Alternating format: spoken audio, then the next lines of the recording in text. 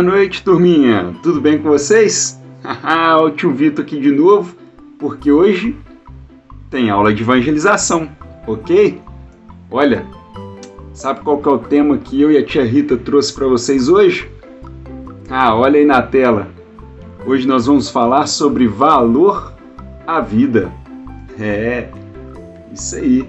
E para a gente começar, vamos fazer uma prece antes? Porque hoje o assunto vai ser muito bacana. Então, convido a todos a fecharem os olhos, a se concentrarem, elevando o pensamento a Jesus, nosso mestre, mestre amigo, Senhor da vida. Valei-nos. Rogamos que alimente nas almas a boa vontade, o desejo sincero de vos servir, servindo ao próximo com interesse, dedicação, sinceridade. Que assim seja, graças a Deus. Bom, galerinha, para falar um pouco sobre valor à vida, eu trouxe algumas frases aqui para a gente pensar um pouco sobre o que esses autores dessas frases disseram. Olha só, a primeira frase, está aí na tela. O valor fundamental da vida depende da percepção e do poder de contemplação, ao invés da mera sobrevivência. Quem disse isso foi Aristóteles. E Aristóteles eu vou falar com você, viu? Era um daqueles pensadores, filósofos muito inteligentes, que sabiam indagar ali todo e qualquer conceito que teríamos com relação à vida, que é o nosso tema de hoje. Bom, ele nessa frase nos mostra que a gente dá valor à vida através daquilo que enxergamos. E nós só temos esse poder de contemplar a vida dependente apenas da forma com que eu enxergo ela. Se eu enxergo que a vida é boa e feliz, eu vou ver que a vida é boa e feliz. Se eu enxergo que a vida é ruim e cheia de problemas, eu só estou enxergando que a vida é ruim e cheia de problemas. Bom, por que eu estou falando isso? Porque Aristóteles abriu os nossos olhos para esse determinado valor à vida. Então tudo depende da forma com que eu a enxergo. Olha o que Charles Darwin disse. O homem que tem coragem de desperdiçar 1 hora do seu tempo não descobriu o valor da vida. Bom, Charles Darwin quer dizer que a gente, quando descobre que a nossa vida tem valor, a gente acaba por aproveitá-la por cada instante, a cada minuto, a cada hora. Se você deixa de aproveitar e desperdiçar 1 hora da sua vida, quer dizer que você ainda não conseguiu dar valor a ela. E, como disse Aristóteles na frase anterior, o valor depende da forma que nós enxergamos a nossa vida. Vamos mais uma? Para a gente poder, já que nós estamos no ritmo, vamos perder o embalo não. Augusto Cury escreveu o seguinte texto. Desejo que você não tenha medo da vida, tenha medo de não vivê-la. Não há céus sem tempestades, nem caminhos sem acidentes. Só é digno do pódio quem usa as derrotas para alcançá-lo. Só é digno da sabedoria quem usa as lágrimas para irrigá-la. Os frágeis usam a força, os fortes a inteligência. Seja um sonhador, mas una seus sonhos com disciplina, pois sonhos sem disciplina produzem pessoas frustradas. Seja um debatedor de ideias, lute pelo que você ama. Olha o que ele nos trouxe. Não tenha medo da vida, tenha medo de não vivê-la. Então, lógico que se eu dou valor à vida e se eu tenho essa percepção de que a minha vida é a forma com que eu a enxergo, eu não tenho por que ter medo dela. Apenas de não estar aproveitando a cada instante dela. Não há céu sem tempestade, nem caminho sem acidente, gente. Os problemas vão surgir, mas os problemas também estarão de acordo com a minha percepção de enxergá-los. Se eu olho para aquele problema e vejo que ele é um problema pequenininho, ele vai ser um problema pequenininho. Se eu vejo que o problema é muito grande, ai meu Deus, não vou dar conta. Então eu vou vê-lo como um problemão. Tá vendo que tudo depende da forma com que você enxerga as coisas? E ele disse uma outra coisa: una os seus sonhos com disciplina. Vocês estão lembrados que nós temos uma aula sobre disciplina, né? Olha lá no YouTube, no nosso canal. Lá tem aulas sobre disciplina. Você vai ver que todas essas aulas são instrumentos que nós podemos utilizar no nosso dia a dia para poder combater esses problemas que surgem. É eles que vão nos dar força para poder superá-los. Beleza? Bora continuar. Lá em Mateus, no capítulo 8, versículos 23 a 27, traz um exemplo, fantástico, sobre como é que cada um enxerga o seu problema na sua vida. Jesus, estava a entrar no barco e seus discípulos o seguiram. E eis que no mar se levantou uma tempestade tão grande que o barco era todo coberto pelas ondas. Ele, porém, estava dormindo. E os discípulos, aproximando-se, o despertaram, dizendo: Senhor, salva-nos, que perecemos. E ele disse-lhes: Por que temeis, homens de pouca fé? Então, levantando-se, repreendeu os ventos e o mar, e seguiu-se uma grande bonança. E aqueles homens se maravilharam, dizendo: Que homem é este, que até os ventos e o mar lhe obedecem?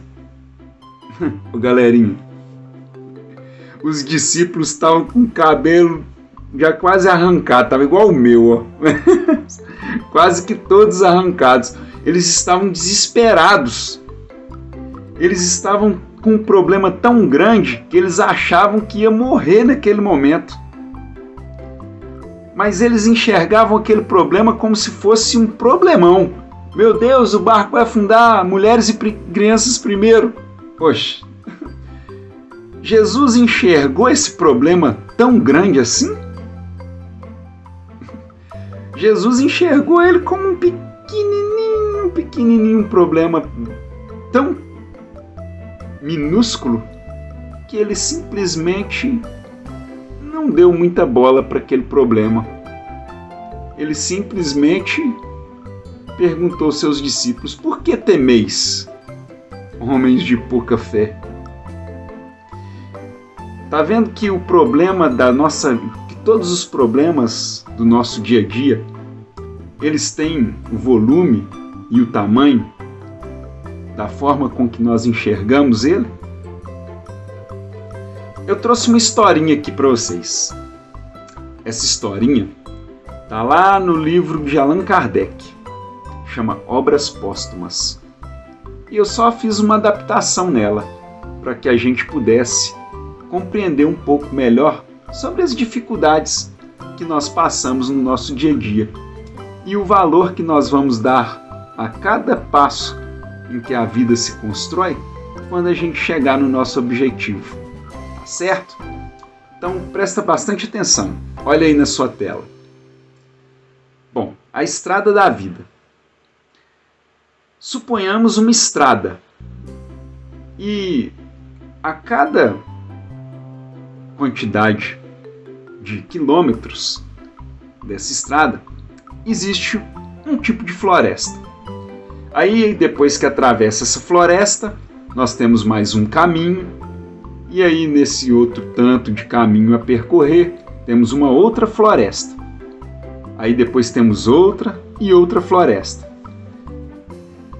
E aí então existiam várias florestas, né?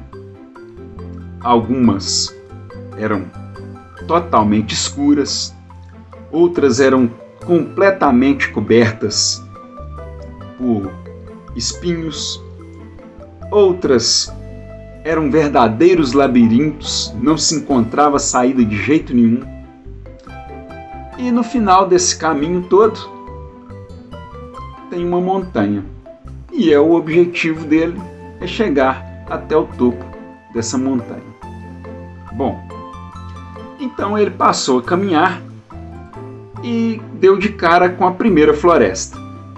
E a primeira floresta era aquela cheia de espinhos, e ele custou para atravessá-la.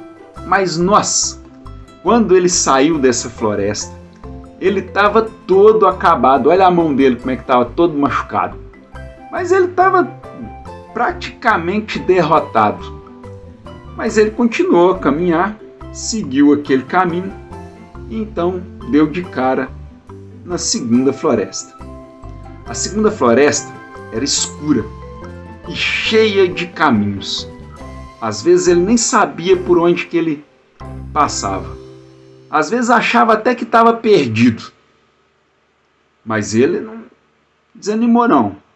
Ele continuou, passou por essa segunda floresta e olha só a figura aí da mão dele. Tá vendo que dessa vez ele não se machucou tanto?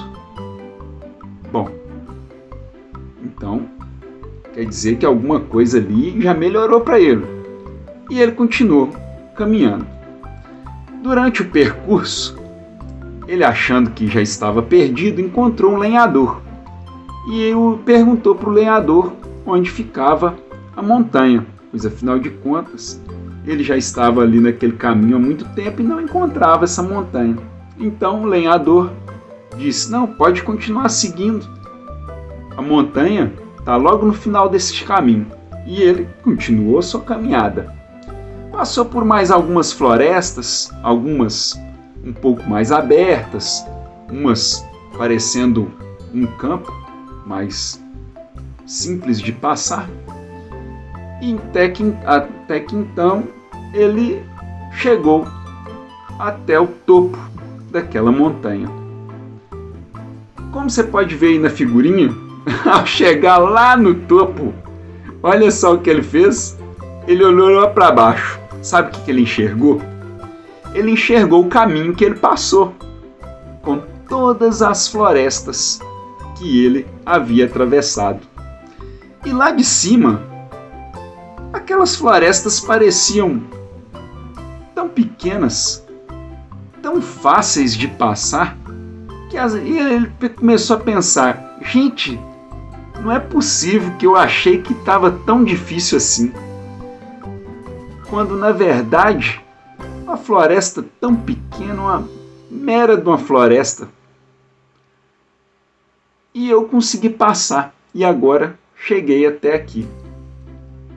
Bom, lá no topo dessa montanha, ele se encontrou com um ancião, e esse ancião lhe disse o seguinte: meu filho, este chegado ao termo da sua viagem, mas um repouso indefinido causar-te-á tédio mortal, e tu porias a ter saudades das vicissitudes que experimentastes, e as atividades que dava ao seu espírito e aos seus membros também lhe serão motivo de saudades.